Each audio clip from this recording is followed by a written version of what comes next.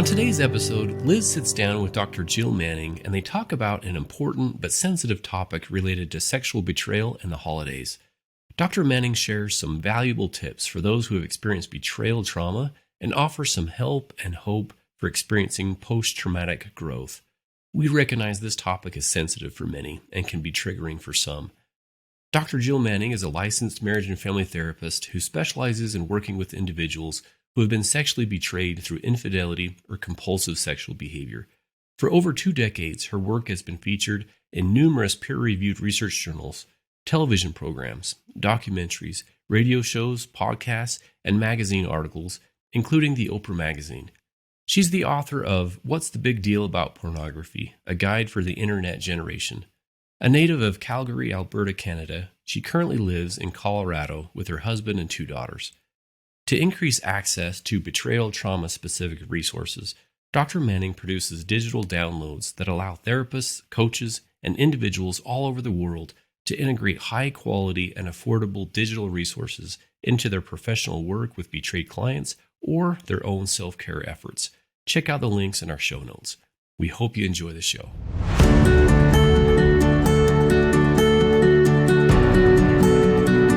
Welcome to Stronger Marriage Connection. The doctors are in. I'm psychologist Liz Hale. Sadly, my co-host Dave Schramm is not able to be here today, but he'll join us next time. In the house also is Dr. Jill Manning. I'm really excited to introduce you to her today. She is a licensed marriage and family therapist specializing in the treatment of betrayal trauma. You know, during the best of times, the holidays can be challenging for a range of reasons, but they are especially so in the aftermath of betrayal. When someone we love violates our trust, our whole world comes crashing down around us, and everything we thought was true is now thrown into question. So then it becomes not the most wonderful time of the year. Something I saw on Dr. Jill Manning's website caught my eye. Just imagine this is you or maybe someone you love, perhaps you know. You have just discovered your partner's betrayal and you are devastated. You feel like you've been sucker punched in the gut and you can't even catch your breath. Whether you've been married 1 month, 1 year, 10 years, or 40 years, it is absolutely devastating because the illusion of what you had has changed forever. Maybe you saw his or her phone come up with some texts that were totally inappropriate. Maybe you had something come up on the computer that absolutely floored you. Maybe somebody called you and told you that your partner was acting out. You are likely going through a lot of emotional reactions as a result of finding out that your partner has cheated. Maybe it's panic attacks, generalized anxiety, or intense anger. Maybe your heart is racing. You may be trembling, not able to sleep or eat. When this kind of information is discovered, your whole central nervous system goes into overload, which then sends all sorts of chemicals to the brain. Then you go into self-protect mode. Am I going to fight, flight, freeze, fix? You want to tell the world, you want to tell his or her family, you want to let everybody know that this person's betrayed you, that there's a part of you, however, that doesn't want to talk about it to others because you don't want them to hate your partner too. So you protect them and you want to expose them at the same time. It's normal to feel that way. And that is the dilemma of discovery. So I'm so grateful, Dr. Jill Manning, that you're here with us today. Welcome to Stronger Marriage Connection. Thank you. I'm delighted to be here. It is our delight. Our focus today is on sexual betrayal, but you say there are a number of betrayal as well as losses overall, right? What are some of the other types of betrayal and losses you've seen in your years as a therapist? Well, first, I'm so grateful and impressed, Liz, that you ask about betrayal and losses in the same question, because loss is a part of the betrayal experience. It just is. It's baked into the experience, if you will. And whether it is a loss of trust, respect, safety, reality as we once knew it, self-esteem, or even hope, loss is a part of this. And because there's loss, grief is also part of the healing process, and it's important to mention that too. Grief work is a component of that healing. Outside of sexual betrayal, which is what I see the most, there are 3 types of betrayal that I commonly encounter that often crisscross these betrayal stories in some way. The first is abuse or neglect by a parent toward a child. Second is financial betrayal. That can look like deceitfulness with spending or investments, being cut out of a will unexpectedly and finding out after someone has passed, or embezzlement in a family business. The third that I've encountered, and we actually all hear about this quite often in the news, but this term is not used frequently in the news, and that is institutional betrayal. That is when there is wrongdoing perpetrated by an institution, and there's either a failure to prevent that wrongdoing from happening again, or failure to respond in a supportive, effective way when that wrongdoing comes to light. And we see this, sadly, hear about this in the military or in religious organizations. Oh, goodness. My goodness. This life is something, isn't it? It's risky. Living life just is risky. And you and I were talking just a little bit before about why this is so devastating when someone that, especially when it's a loving relationship that you feel betrayed by, why the devastation so much? Great question and great point to bring up, because this isn't just someone's feelings getting hurt. This attacks the very core of how we are wired as humans. Human beings, one of the ways that we stay safe in the world is we operate on the buddy system, essentially. In clinical world, we call that attachment and bonding.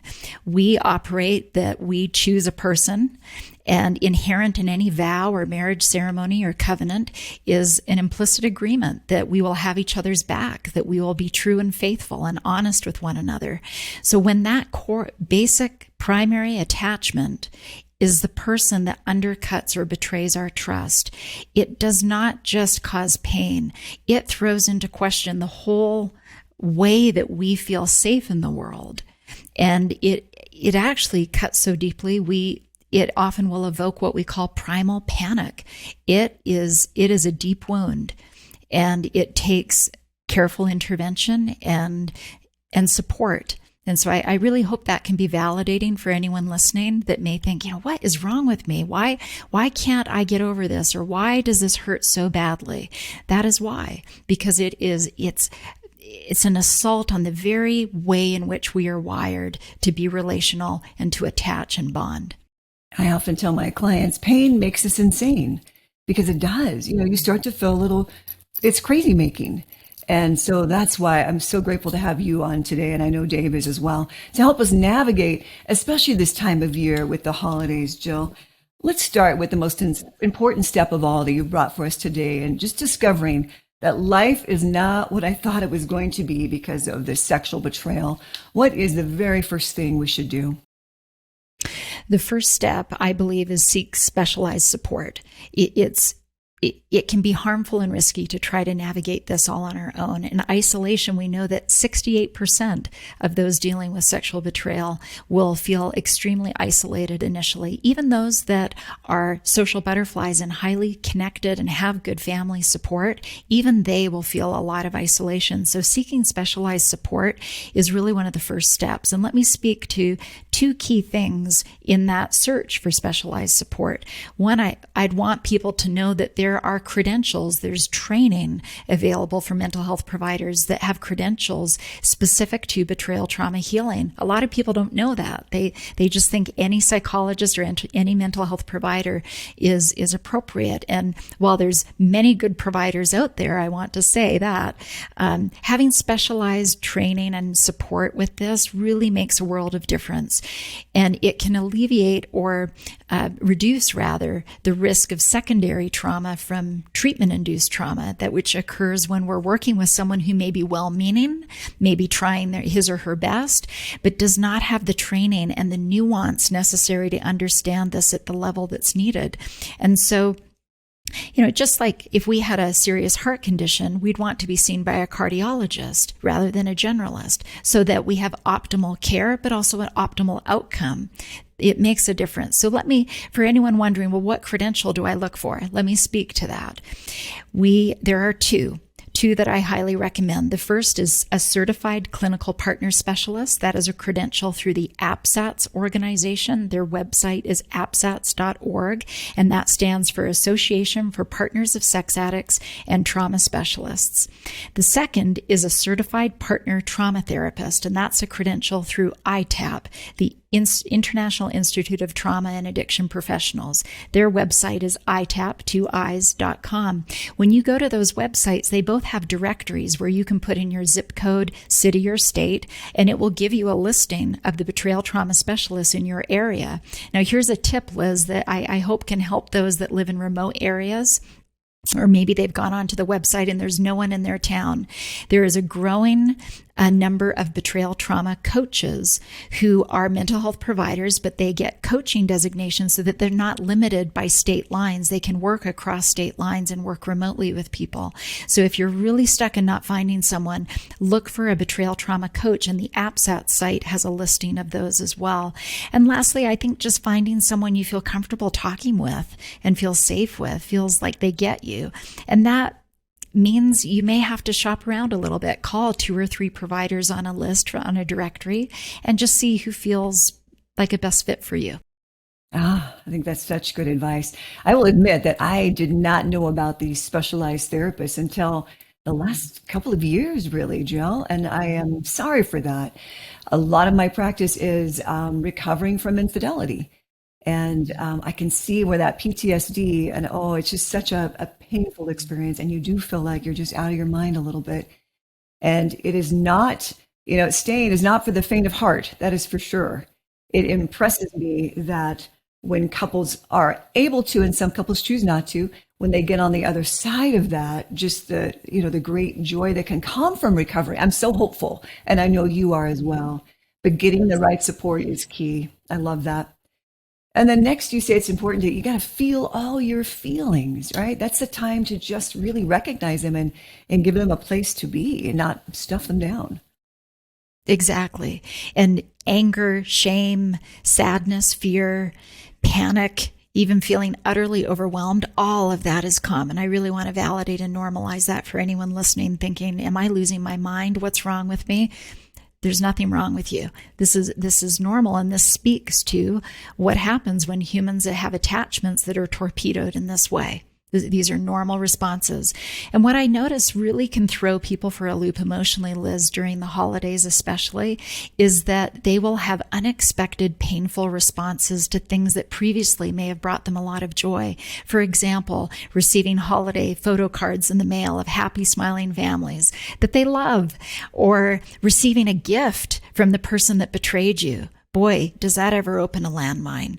And so those unexpected emotions, I think, can really throw people. And what I'd want all of us to remember is that all emotions are useful. All emotions play a role in our well-being. There's no such thing as good or bad, invaluable or valuable emotions. They all play a role. There's emotions that can be less or more comfortable, but they all are a part of the human experience. And so when we get stuck on an expectation that we can or should only feel one way relative to a holiday, boy, we sure set ourselves up for disappointment and even a sense of failure, which then becomes its own source of pain, right?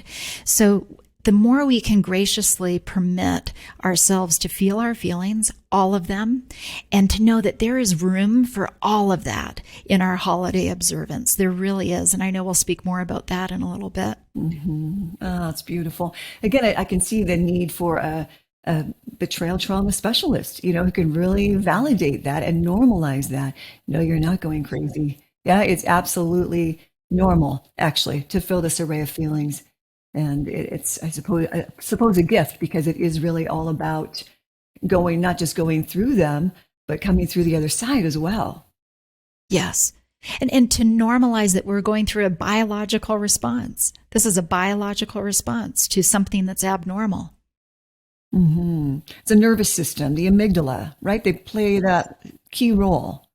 The amygdala is there to protect us, right? So suddenly the alarm's going off, like, you are not safe. You should run, fight. I suppose that's a fight, flight, freeze, fix. Do some people actually go into fix mode, Jill, and stop feeling? Do you see that? I do. I do, and I'm glad there's more attention to that aspect of trauma responses. The people that just feel like they have to control or try to get their arms around all of this as soon as possible. It's a normal response. It's a way we try to get safety and a sense of having the room stop spinning. And it will also wear us out if we don't get a handle on that. That quick fix is probably something to be wary of, right? Mm-hmm. It usually comes up, at least my experience in therapy, it comes up to bite us if we don't really just slow down and take the time it takes to go through something like this. Recovery is possible. It just takes time. There's no substitute. Another tip you have for us this holiday season when we have faced betrayal is to simplify and do just that. Slow down. Tell us more, Jill. Well, betrayal trauma affects our whole system, our body, our mind, our spirit. And so it affects our whole life as a result. And it's normal to have decreased energy, decreased enthusiasm or interest, or even ability to celebrate holidays like we did in the past. And that's okay. Again, that's a normal response. It's not going to last forever. I think that's important too. These are not permanent responses. It's not always going to feel this way. And so it's okay to give ourselves permission to modify what we take on, to reduce the number of commitments or gatherings, tasks we take on, and just really overall simplify. I think it's an opportunity too for us to connect to the essence of a holiday and maybe cut through some of the fixings that, as enjoyable and fun as those can be, they can really tap us out when we are dealing with something painful. So Right. Well, and what I do is I'll encourage people. This is an exercise that I'll do, and I'll invite listeners to consider this if this feels right for them. I'll invite people to think of one holiday tradition or practice that they engage in that brings them a lot of meaning and helps them feel connected to that holiday. But then I'll invite them to choose 2 holiday traditions that they are willing to pause or let go of temporarily while they're going through so much in healing. Last week, I want to give 2 brief examples of this in action. Last week, I met someone who was just egregiously betrayed by her husband. And for 27 years, each Christmas holiday, she writes out a lengthy, beautiful letter and sends it to family and friends. And as we talked about, what is she going to let go of this year? She realized there was more benefit for her to pause the letter. Maybe she'll resume it next year, but this year she's going to pause that and instead buy a beautiful journal for herself and spend time journaling, trying to figure out and get clear on what's going on in her life right now. I thought that was beautiful and so attuned. Another woman I met has had for the last 10 years a tradition of baking a particular European cookie exactly 1 week before Christmas every year with her adult daughter. Well, this last year, that adult daughter lied to her in a very significant and deep way.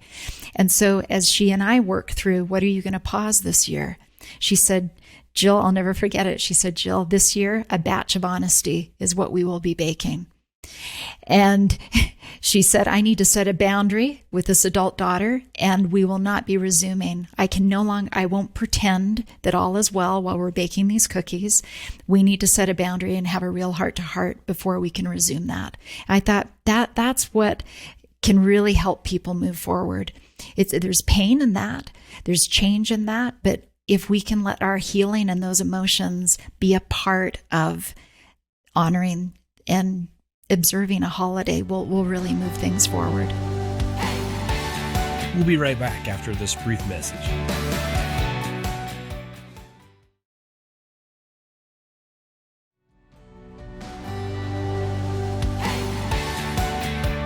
And we're back. Well, let's dive right in.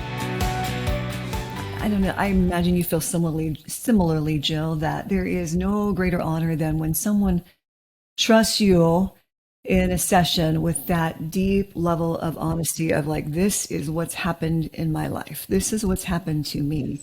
I have such respect and reverence for those clients who trust me. There's probably no greater honor. You feel similarly, I'm sure. I do. It's sacred ground. It is sacred ground. I say that all the time. There is no place profession I'd rather be than in that private practice, working with a couple, trying to work through really difficult things. I value them so very much. Oh, this is great information. So what about honoring our self-care? When dealing with more stress than usual, one's custom-made self-care needs are more of a necessity than ever before. And I got to say, you have such a great website, Dr. Jill Manning. It's drjillmanning.com, I believe, right? Yep. I love it. I've been there many times, and I love this digital download. It's my favorite, whether you're going through betrayal or not.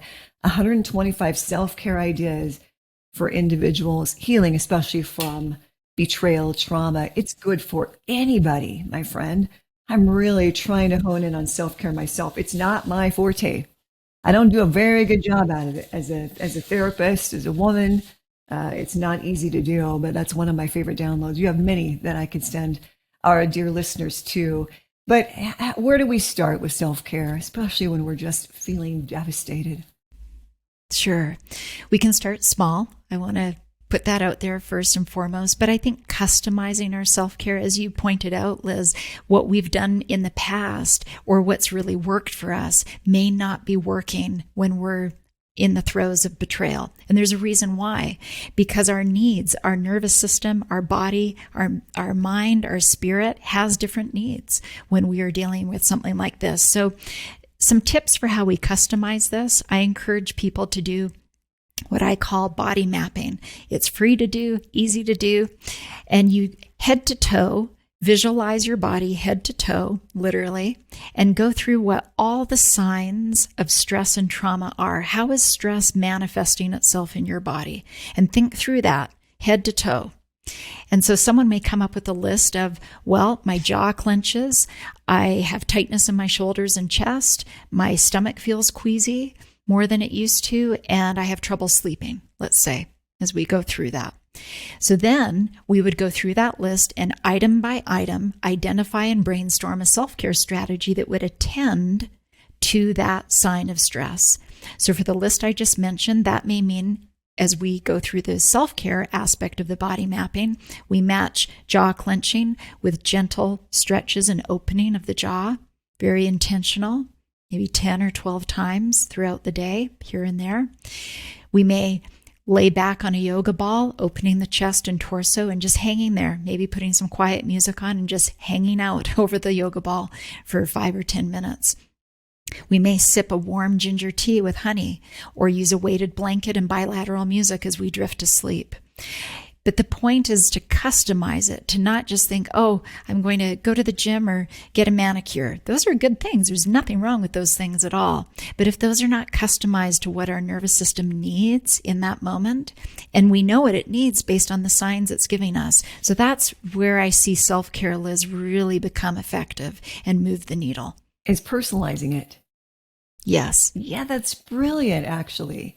I'm just so curious, friend to friend, what are some of the things you do right now that are self-caring for you with your busy world, your family, and your practice? What are you interested in? Give me some ideas that I need. I have come to become very good friends with my Calm app. It's a very high quality guided meditation app. I love that. I use it in my work, in my groups. And if I can get 3 or 4 guided meditations in the evening throughout the week, it makes such a difference. I also sleep with a weighted blanket. I walk every morning, rain or shine, cold or hot. I'm out walking every morning. It just clears my head and gets me moving and helps me prep for my day. So those are some of my favorites. Oh, I love that. We both do weighted blanket. I love it. I love Calm also. And I am hit and miss with walking. I don't know what it is about me. I used to be so diligent. So you've inspired me, my friend. You've inspired me. Let's talk about deepening the spiritual meaning. I love a conversation you had earlier. If we go into the real meaning of Christmas, there's a dark side to the underbelly. Jill, have never thought about that before. There is a story of refugees, loss, rejection, homelessness, and even sadness. And plotted murder, let's not forget. Plotted murder. When we connect with the holiday in a brand new way, you suggest we're going to find greater meaning in spite of what we're going through with betrayal. Yes. I was fortunate, Liz, to grow up in various corners of the world. And regardless of where I lived or what the dominant religion was where I was living at the time, every religious or secular holiday, every one that I've encountered has a multidimensional quality to it if we will look for it. And yet what we do is we often treat holidays in a one-dimensional way, emotionally and energetically, all merry and all bright. But what if you're going through something painful and things are not all merry and all bright? I believe those are opportunities for us to use that experience to connect with a different dimension and angle of that holiday. And I've seen this many, many times, and I've needed at times, Liz, to do this myself. Most holidays commemorate some form of human suffering, a tragedy, something going on that was intercepted with a miracle, a triumph over tragedy, or a victory over an enemy. And when I hear someone bemoan that such and such a holiday will be ruined, quote, because of betrayal, first, can't we all validate? I mean, we understand where that person's coming from. And so we validate that. This is painful. And then we can invite them to use that pain to connect with that holiday in a new way, maybe a way they've never considered or looked at or known before. And when we do that, I think it enriches our spiritual understanding and depth of the true meaning of a holiday and the complexity of a holiday. I love a quote Indian actor Prabhas stated. He said, "A holiday is an opportunity to journey within." And I believe if we'll use our painful moments, the ones that seem so incongruent with Christmas cheer or Hanukkah lights or New Year's, that if we can journey in and connect with that it will then allow us to journey out and experience that differently. You give us such hope. And it's such a good point that this is just one holiday, right? It is a moment in time. It will soon be here and it'll soon be gone. There will be other holidays to come. We may do things differently ahead, but for just today, just this year, what can we do differently? And where can we find that deeper spiritual meaning? It's really valuable. What about maintaining those supportive connections? I talked about I'm a hit and miss with walking these days. Holidays are not the time to take a break in one's healing efforts. I know it's easy to let your guard down, whether you're suffering or not, and stop doing what's most personally supportive, it seems. Is that right? Yes. Well, most major holidays coincide with time away from work or school. They typically get us out of our regular routines, which is, let's face it, part of what can make a holiday enjoyable.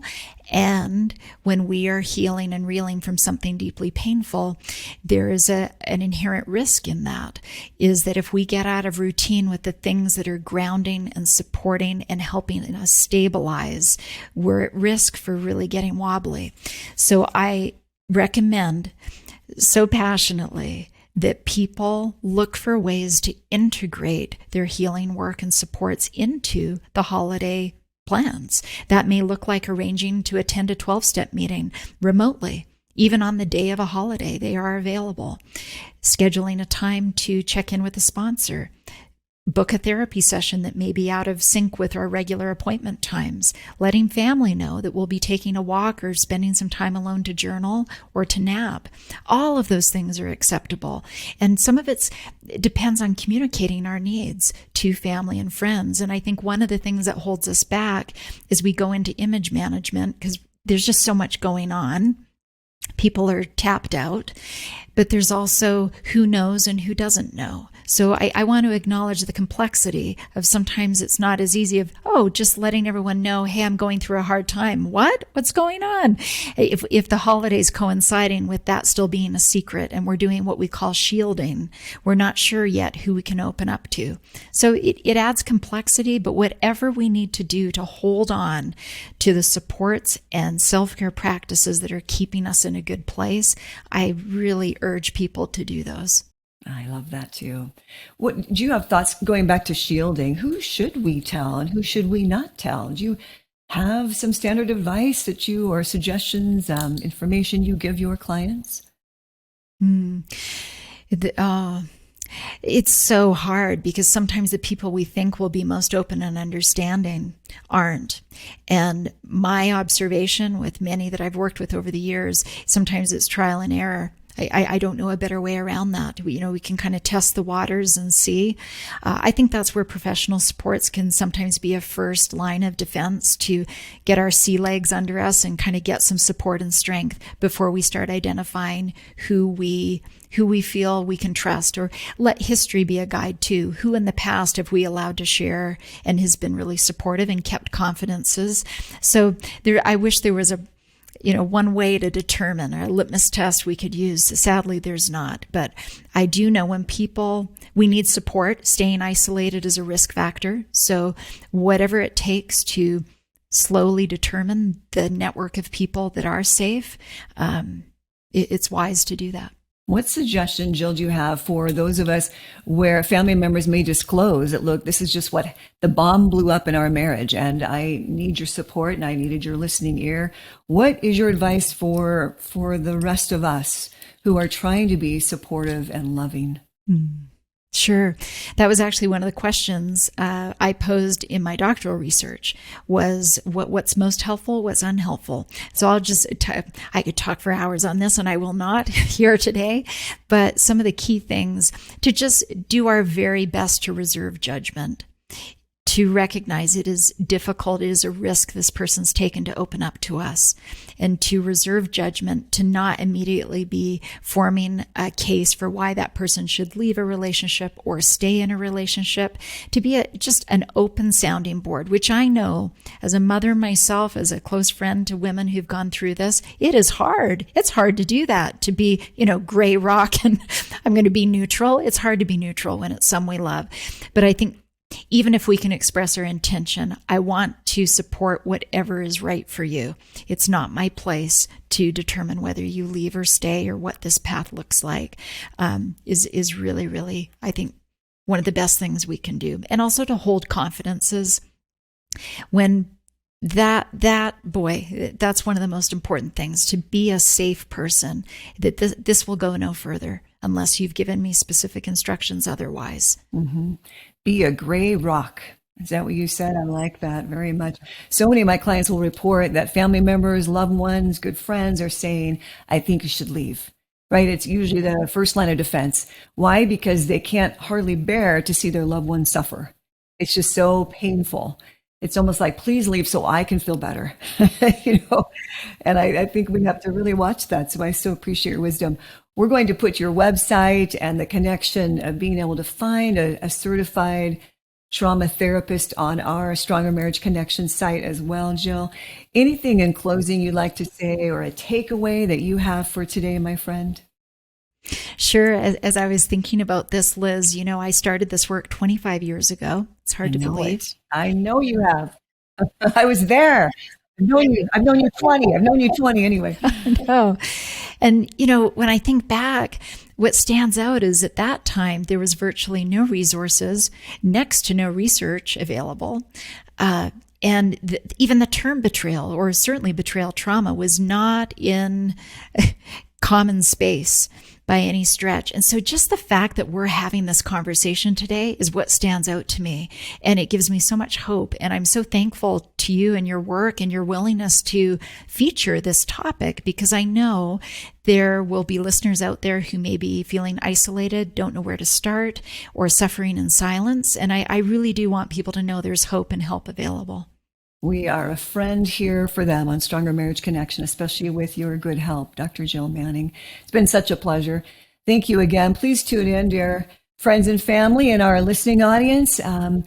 And you can find Jill's resources and being able to get her digital downloads. There's so much good information for free. Other things are a nominal charge, and it really is so incredibly supportive. Take good care now, and remember that small things often create a stronger marriage connection. Bye-bye now. Thanks for joining us today. Hey, do us a favor and take a few minutes to subscribe to our podcast and the Utah Marriage Commission YouTube channel, where you can watch this and every episode of the show. When you hit the like button and leave a comment, your feedback helps us improve the show. And don't forget to share this episode with a friend. You can also follow and connect with us on Instagram at Stronger Marriage Life and on Facebook at Stronger Marriage. Be sure to share with us what topics you want us to explore or what you loved about today's episode. If you want even more resources to improve your relationship connection, visit our website at strongermarriage.org, where you'll find free workshops, webinars, relationship surveys, and more. Each episode of Stronger Marriage Connection is hosted and sponsored by the Utah Marriage Commission at Utah State University. Finally, a big thanks to our producers Rex Polanis, Kirsten Wilson, and the team at Utah State University, and you, our audience. You make this show possible.